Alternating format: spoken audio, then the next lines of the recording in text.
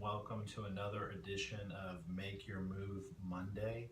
Today we're talking about how to break up a lot of the forward tension that you're placing on your shoulders and on your neck every day as you move throughout your busy day, either sitting down and working at a computer or just busy with your day-to-day tasks. Everything we do, as we've talked about in the past, is in front of us, so our shoulders tend to get tight, our head tends to pull forward, and it's important for us to be cognizant and aware of pulling our shoulders back and breaking up a lot of that tension and tightness that's occurring in the front of our shoulders and neck.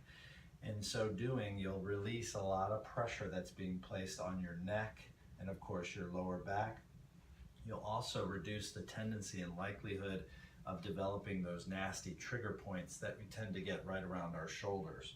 So we can obviously go into a lot more a longer explanation as to why that's happening, but for the purposes of today's video, I'm going to show you two easy movements you can be doing and incorporating right now into your busy day to loosen up those areas and stretch out the front.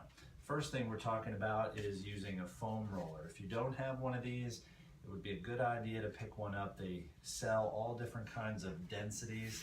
This is going to be a harder, more firm density. They do sell a medium density, which is a little more forgiving and not as aggressive on your back. Very easy to implement some of these exercises. You can do these on the floor. For the purpose of our video, I'll do this on the treatment table. Essentially, you want to be on your back and place the foam roll right in between your shoulder blades. Definitely not in the low back, but in between the shoulder blades is a good place to start, and kind of rest your mid and upper back right on top of that foam roller. Once you're there, if you just kind of take your hands and clasp them behind your back, you can then roll up and down that foam roller like so. And just release all that tension in your upper and mid back.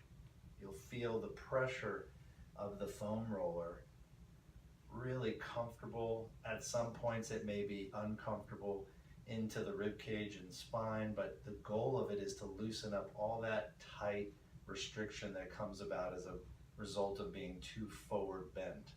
Okay, if you find a real tight spot, you can definitely lean back without letting your head and neck fall back. You want to just keep your head and neck cradled and backward bend a little bit in those stiffer areas. It should never be painful. You want it to be a comfortable rolling situation. Some discomfort may come about just from the density of the foam roller, which is why I say if you can't tolerate the firm foam roller, go to more of a medium density roller. If you can't do that, or you want to try the second movement in conjunction with the foam roller, this can also be accomplished with a physio ball.